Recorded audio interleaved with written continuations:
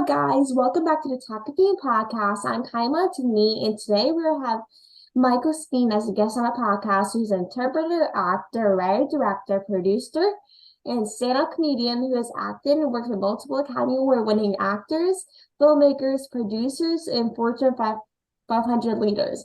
He's also the host of the Long Shot Leaders podcast, which tells the story of underdogs who have found success. Thank you, Michael, for joining us on the podcast. It's lovely to have you. My pleasure. And it's Michael Stein, and you could remember that just by, if my first name was Frank and my middle name was Ann, I'd be Frankenstein. But you can call me Michael Stein. That's my name, Michael Stein. Is that your nickname, Frankenstein, or you just put those two together? I think you said Steen, so that's Stein. But what did you say? What'd you say? Is it like, do you like to kind of combine Frankenstein, or is it kind of like always stand like those like kind of like mixed up type of things? I gotta tell you, your audio is like it sounds like you're talking through a tunnel a little bit.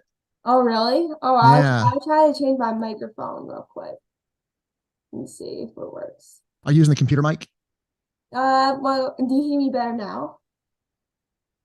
A little bit the same. But we'll make lemonade. If Try you to want, make it I'm work. gonna try and see like what's going on. How goes? Wait.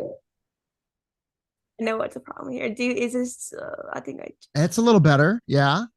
What'd is you it, do there? I think I connected to a wrong thing before. Okay. Is it Okay. like better now? It is. All right, perfect. I'm just gonna restart the whole thing just to You make got it. it. So, what's your last name, Stein?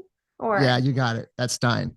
all right. So, hello guys. Welcome back to the Taco Fan podcast. I'm Kylie Montini. Today we have Michael Stein as a guest of the podcast, who's an interpreter, actor, writer, director, and producer and stand-up comedian who's acted and worked with multiple Academy Award winners, actors, filmmakers, producers, and Fortune 500 leaders. He's also the host of the Long Shot Leaders podcast, which tells the story of underdogs who have found success. Thank you, Michael, for joining us on podcast. It's so lovely to have you. My pleasure. Thank you.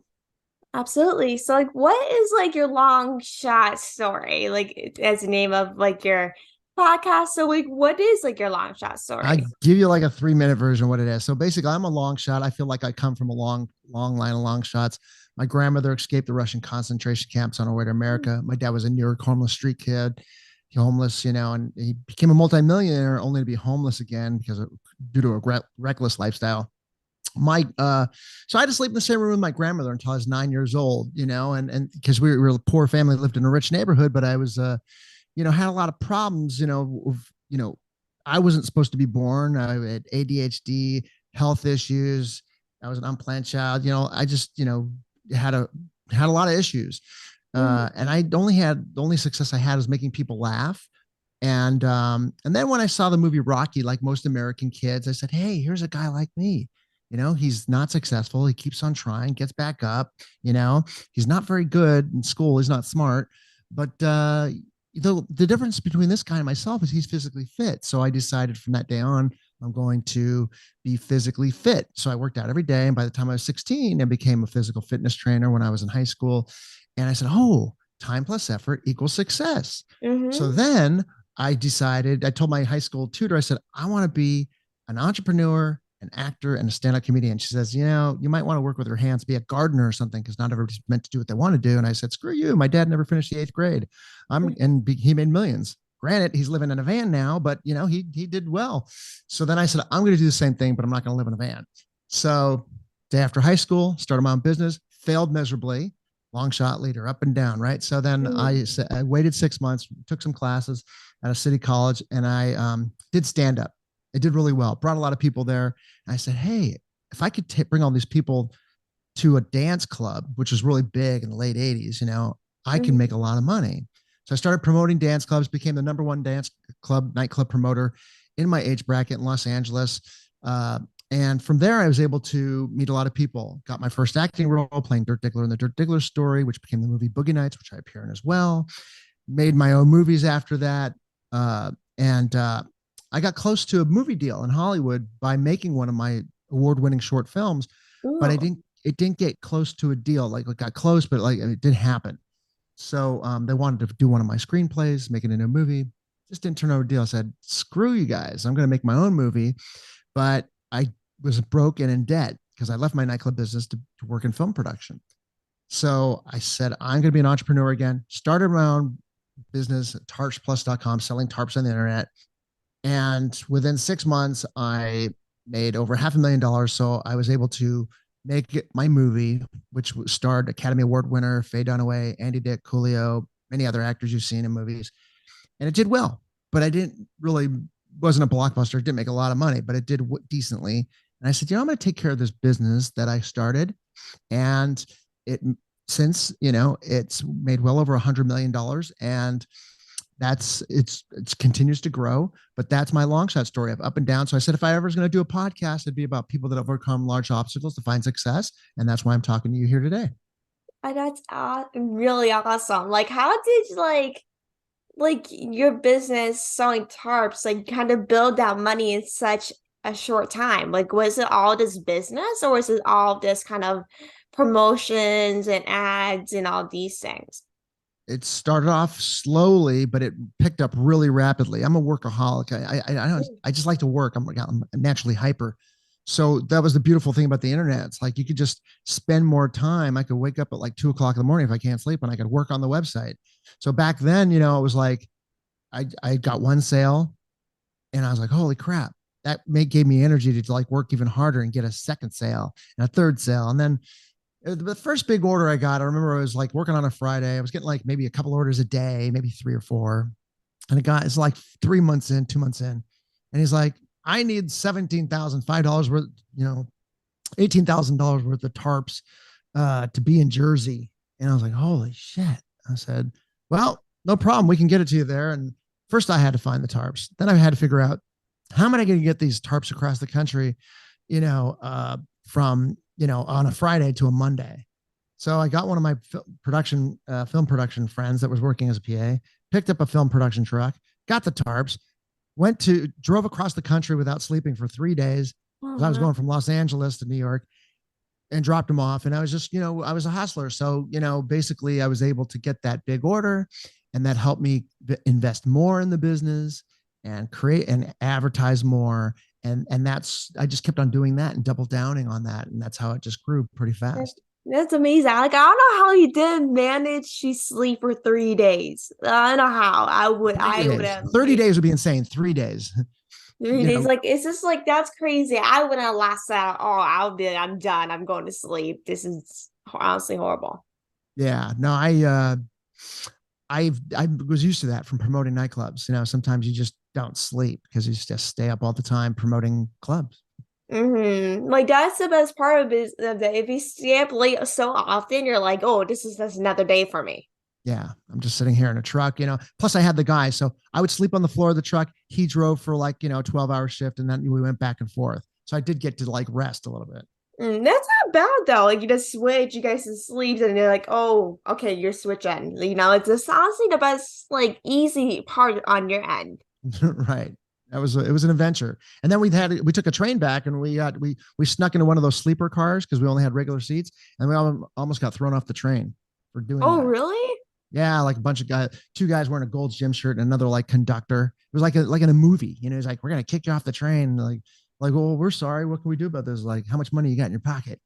I was like, oh, here you go. And they let us, go back to our seats and stay on the train. Like, at least you didn't get kicked off though. At least you just made an excuse to get some sleep. Right. I envision like getting actually thrown off and like getting tumbling and everything like in the movies. Yeah. I kind of picturing that though, just getting thrown off and just falling, don't know where to go. Yeah, what are we gonna do now? Like, I don't know, just let's follow the tracks back to the nearest town or something. I don't know. That's what, but we got to stay on the train. And like, how did like the movie Rocky kind of inspire you to see yourself and start exercising? I grew up with a New York homeless street dad. So, when I saw that movie, my dad was doing well at the time when I saw that movie, and went with my parents, and I was like, here's the story I've been hearing my whole life. This guy lives like he's not homeless, but he's nearly homeless and living terribly. And he kind of dressed like my dad, like a East Coast guy. And I was like, I identified really was, and this guy is not smart, he says he's dumb, and everybody says I'm kind of dumb. I'm not, I was put in a special needs school when I was, 8 years old. And so they just didn't know about ADHD like they do now, or what, or Yeah. whatever issue I had. And so basically it just ringed to me, and plus I've heard about, this word hustler my whole life because my mom would talk about, you want to be a hustler, you want to be a, somebody that like works really hard and, picks himself up by the, from nothing to something. And that was a romantic thing to me. So I decided I want to be like that guy who just keeps on getting back up even though he gets knocked down. Like this is like there's obviously that's the point thing about being kind of an actor. Watch people like see things as an actor or even like behind the scenes is that like you will see people that really are just like you as a person. Even though you do not know the person that is make believe. Well, maybe make believe a lot of characters are true characters in real life, but like to actually see that movie and see that person like you, it's just like an unreal feeling. And Rocky is such one of the best movies of all time. It really is. It's this great script. He won it won the best Academy Award in 1976. And it's really the well structured, because he made all these other movies and, that were kind of silly. Sometimes people take away credit that, Rocky is one of the well written screenplays of all time. It's a love story, really, but it's about somebody that's trying to find their piece of the world and take ownership of that. And it's just an amazingly well crafted, structured script. It really is. Like that movie just never gets old. It never does. Yeah. But like, how did you kind of deal with like with your tutor's doubts and you to become like an actor in this business? Well, first of all, yeah, no choice. I knew I wasn't going to work for anybody, and I knew I wasn't going to like, be satisfied being a gardener. Not that there's anything Mhm. wrong being a gardener, it just wasn't my thing, Yeah. And I saw my dad make millions, and I was like, at least I just graduated high school. He never finished the eighth grade. So I'm just not gonna, have crazy drug-filled orgies and like, crazy stuff going on, like, him living the real boogie nights, lifestyle, because that was kind of lifestyle that he led in the 70s. And I said, I'm gonna have a family. I'm gonna be loyal to my family. I'm gonna, make, something myself, but I'm gonna stay on the right track. I'm not gonna go crazy like he did. Uh, Hmm. you could say I went a little crazy with, producing a film, and like, you know, my film was like I was running a business out of my rented house, this little rented house in Sherman Oaks. I had a film production being run out of there. I even had like people coming and going and, like at a gym in there. So friends are coming over to work out and stuff like that. So it was a really crazy atmosphere. And then you could say that I spent a lot of money on making movies, but I in the long run, I've taken care of the business and it's continued to grow. So that's like when she told me that, I said, nah, I know I can do this because I've seen somebody with less that did just as much. Because like if you see someone doing it as well that is in kind of like the same situation as you and might be going through the same things that you experience in your life, you have to know that like if they made it through as an actor or someone in the entertainment business, you know that you're going to get through too. Because if they did and they have so many struggles on their way with making a movie, because of course making a movie costs hundreds, thousands, millions of dollars to make. And plus paying the actors. Because of course paying the actors is it's thing alone. So it's like if you see that one guy or girl, wherever you see doing it, you're like, oh yeah, I can definitely become that person too. That's huge because you want to be, Tony Robbins says success leaves clues. So when you see somebody else doing something that you want to do, well, first of all, just pick their brain and find out, the who, what, where, why, when, and how of how they did what they did. And that's yourself multiple times and say, how does that fit into what I can and can do? And you role model them, and then you try to Mhm. find the people that were in your shoes and how did they do something similar? And then you just try to, find out the algorithm of that. And like you got your first role as the lead role of Dirk Diggler in the original short film, The Dirk Diggler Story, that later became the feature film Boogie Nights, which you appear in as well. Like, why did it like transition to the Boogie Nights, or was it two separate things? Well, that was a great thing that you brought up. Is that when you see somebody else doing something. So when, yeah, it was just a short film. It was a student film that, my friend Paul Thomas Anderson did. And I saw, it was, I saw this whole thing happen, over a process of years of like, wow, he'd spent, you know, time doing this and then this happened and then that happened and that's how that happened. So you saw that journey. I was like, that's how someone does that, and then you kind of role model that. So that's how I was able to make my own films eventually because I saw how he did it, Mm-hmm. and so in the beginning it was just luck, it was like I drove somebody home, it was him, and had him in stitches laughing, and a couple days later he says, I got an idea for a short film I want to do you want to play this, the rise and fall of this porno actor? And I said, great, let's do it. And a few months later, filmed it, and I never thought I was going to do anything. I never seen anybody do anything like, something small and then blow it up like that. Other than my dad and his business, what he did. But I never thought anybody, make movies and make a small movie and make it into a huge movie. And seeing that process was amazing. So I learned a lot from that. But that's how that got started, something small. And then eventually he did his homework and he, made things happen. And then he, he invited me back to be, have a small role in it, be it, but, still amazing process to see. Like, what year was this? Like, did you guys film it? Dirt Diggler Story was made in 1988. Boogie Nights was shot in 1996 and came out in 97. And so there was a long period between there. I wanted to play Dirt Diggler, but I understood that I was like maybe I can play Dirt Diggler and Boogie Nights again. But I was like, they need a big star. They need and Mark Wahlberg just got done with a small movie, but he had a reputation for being Marky Mark in the Fresh Bunch, and he had like like a lot of Mhm. Calvin Klein. He was becoming a star. So I understood that, and it turned out to be got nominated for Academy Award. It was quite the feat to see that happen. It was a wonderful experience. And like, do you think Mark Wahlberg would have been in that role? Honestly, like, do you think they would if Mark Wahlberg was as big as he was back in the 80s, 90s, do you think they would have casted him in the role? Well, yeah, I think that they would have needed. It was about a $15 million budget with a $10 million advertising expense. So I don't know how big of a star they could have gotten. I think they were done it right. First Paul was trying to get Leonardo DiCaprio, but he was busy shooting the Titanic. And then DiCaprio was friends with Wahlberg because they were in Basketball Diaries together. So they said, well, let's maybe choose him. And it was a good fit because he was just about to hit big as an actor. I think Boogie Nights helped him. I think if it weren't for Boogie Nights, I don't think Mark Wahlberg would have been as big as he is. Definitely think that was a launching pad for a lot of actors. But he was already starting with Basketball Diaries, and he was known, for other things and before that. And would he do it now as big as he is now? Well, one, he said that it doesn't follow his religious beliefs, so I don't think he would do it. But I think it's really great that he did. I think it helped his career a lot, and I think it's definitely one of Paul Thomas Anderson's best movies and it's a work of art. And I was privileged to see that happen, but I don't know if he would do it now. Yeah, if he was, he can go back and do it, but he should because I think it really helped launch his career because it's a masterpiece.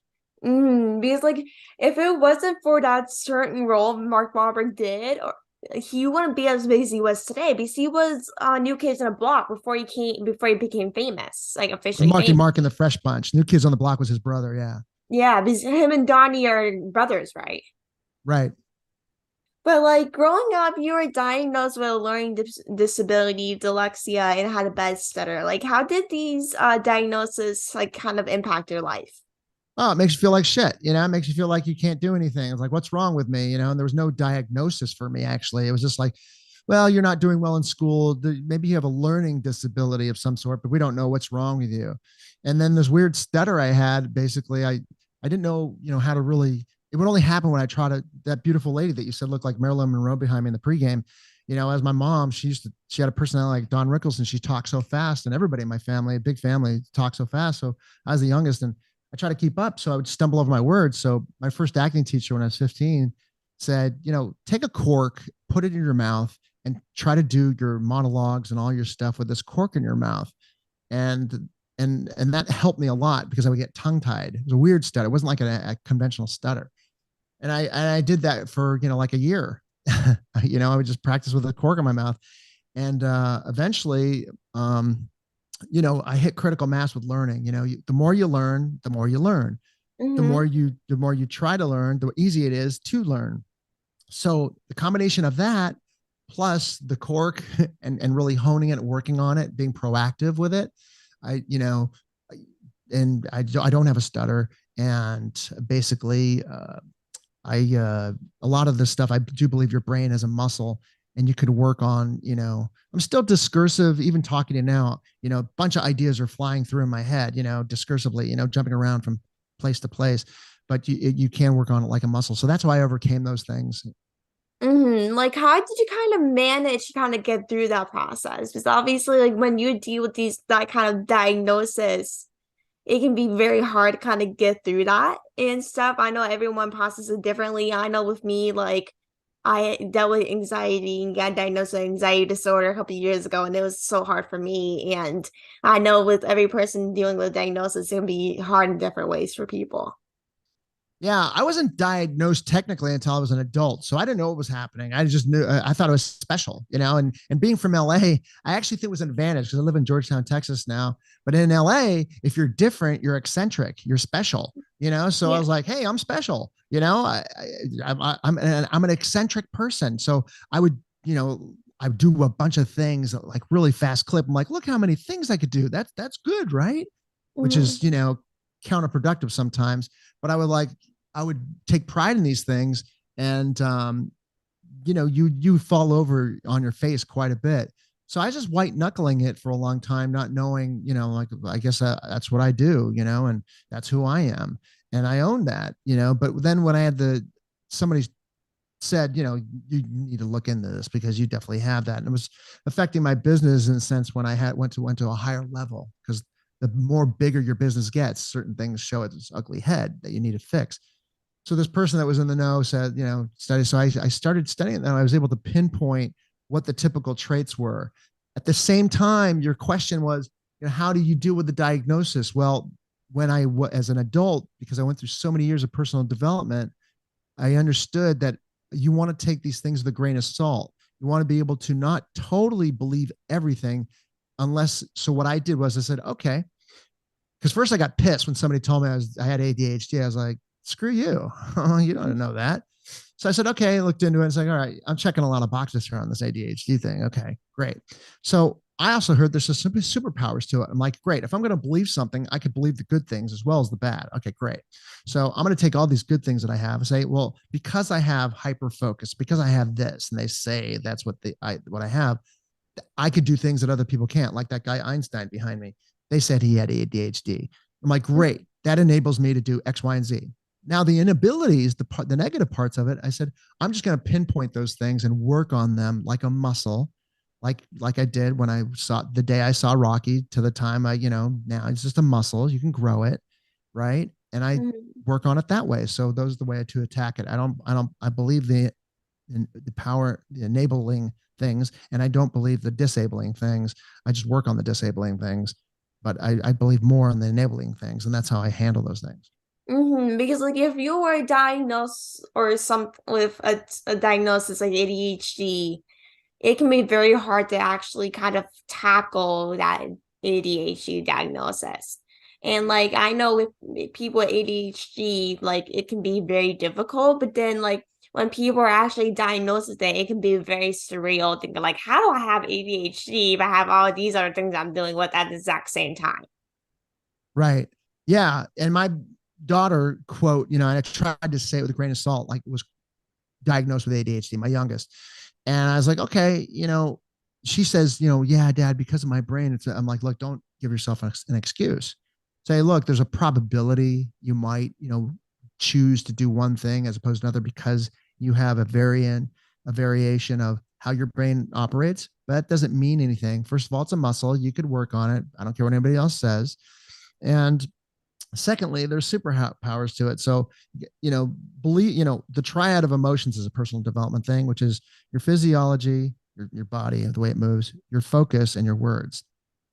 And you need all three to really have change your state. So if I wanted you to be totally feel like you're a lottery winner, I can get that. I can get you to do that by you focusing on certain words internally and externally, saying certain things out loud and saying things internally. Also, I could change your physiology. I want your face to do X, Y, and Z. I want your body to do X, Y, and Z right now, and I want you to focus on something.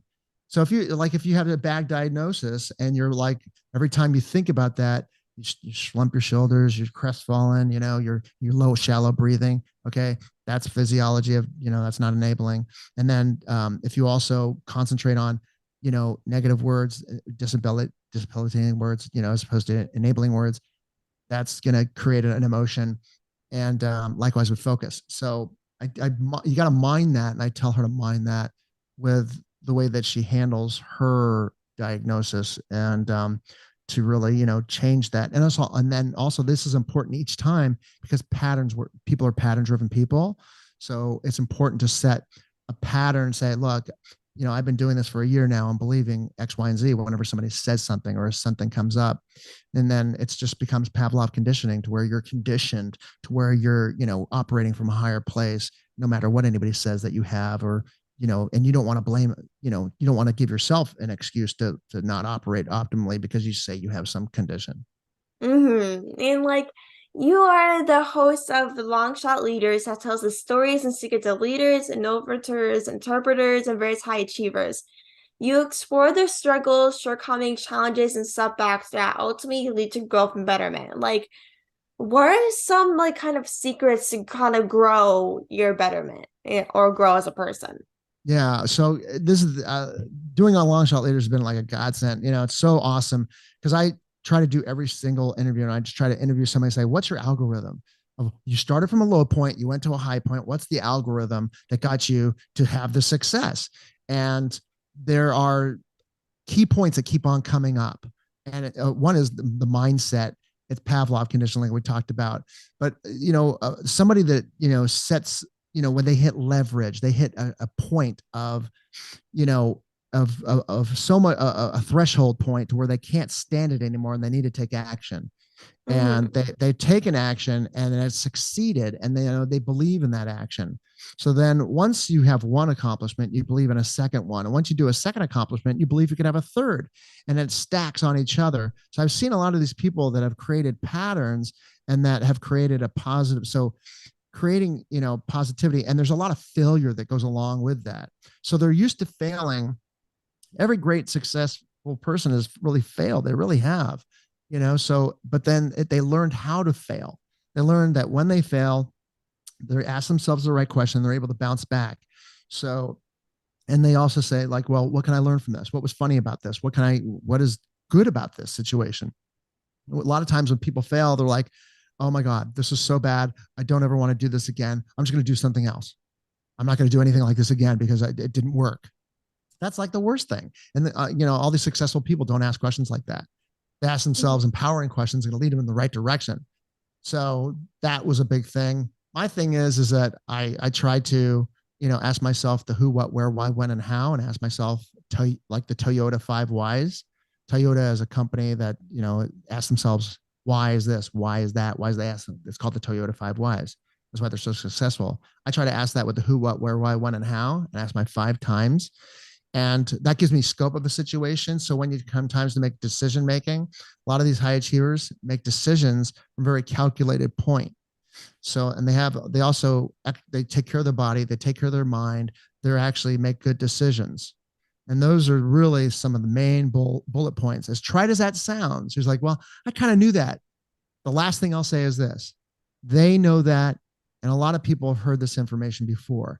There's a difference between intellectual knowledge and physical knowledge. These people that are successful have taken the intellectual knowledge and then they have applied it into real life. And they've gone through the situation. Because you could tell everybody listening right now, conceptualize this idea of success. And I just gave you the bullet points. But then they need to take action either fail or succeed with that action and go through with it so they know how to do it again and again, because that's the difference between these successful people. They take the intellectual knowledge and make it physical knowledge. That is seriously well said because like those two things are basically different in many ways. People probably think like, oh, there's the same thing and stuff, but like they're totally different because if you have like personal knowledge, it's about what you think and what you do. And like in your knowledge about this career field. And like that's the total opposite of like what you're trying to do on the other side of it. Yeah. And yeah, I could tell you what a strawberry tastes like. And I could tell you it's the seeds and the pulp is kind of soft and there's a sweetness to it. But until you taste the strawberry and actually start chewing on it, you're going to have an ineffable, which means undescribable in words, understanding of that circumstance. And that's the same thing with these people that are successful. They take the intellectual knowledge, they understand it. Somebody has taught it to them. They've got the data, but now they need to apply it and go through a process of what that data is for. And there's a big difference to get used to how to succeed and follow through with the success to make that happen. And like the last thing I have for you is what is some advice for like podcast hosts or people that are dealing kind of with a disability like ADHD? Well, advice for podcast hosts is get selflessly, if you have a guest on your show, selflessly get involved with your guest. It's all about them. Like today, I'm Yeah. doing a lot of talking. When I do Mhm. my podcast, I am constantly moment to moment impulsivity of trying to go inside and listen to every single word, get emotionally involved with the guest and just say, what are they saying? What are they feeling? What's going on with them right now? How do I feel about that? How do I, what are they, what's happening here? And I'm constantly moment to moment with them at every step of the way. I get selflessly involved in what's happening, what they're talking about. That's what I would say every podcast host needs to do. It's as simple as that, because great things will happen if you get selflessly involved in them. Great things will Yeah. happen to you. The great things will happen to you if you get selflessly with your personality is too, but that's a different story. Yeah, Um, that's a whole different story. yeah. So that's what, if you don't have a guest, I would get selflessly involved in what your listeners want and then think about what your listeners are thinking about as you're saying it. Once again, it's all about you're doing something for a reason, for a service. So I'm constantly thinking about people that are driving in their car or holding onto their cell phone or walking or do whatever, listening to me because I'm thinking about them. What do they need and want? So that's what I would say for podcasters. And the second part, there was a second part to your question, but I forgot what it was because I got the Um, ADHD. yeah, like what is like some advice like advice to like kind of people that are dealing with ADHD or the same they're dealing with the same diagnosis as kind of you or kind of dealing with the same things. I would take it all your diagnosis with a grain of salt in the sense that you can be serious about it, but I would not give it ownership of finite situations. So if you're diagnosed with ADHD, someone told you have that, say, okay, first of all, realize you got superpowers, right? You want to believe some shit, you might as well believe that. So you say you got Yeah. hyper focus. That means that when you're dealing with one thing that you really want to deal with, you're going to be able to handle that better than anybody else, better than people that don't have this so-called condition, right? Then first of all, you want to get the nuts and bolts on ADHD. You want to be able to simplify yourself. Take your ringer off your phone, clean up your files, make sure everything's neat and tidy. Make sure, don't get obsessively compulsive in making things neat, also deviating from your work, because that'll happen too. But make Hmm. sure that, you keep everything simple and make sure that your process throughout the day are simple. Try to set a very simple process for things in your life so it doesn't take up your time to deviate because you'll get lost. Realize that, that this is a muscle, that tomorrow will be better than today, that you'll get better at it as long as you're aware of those things.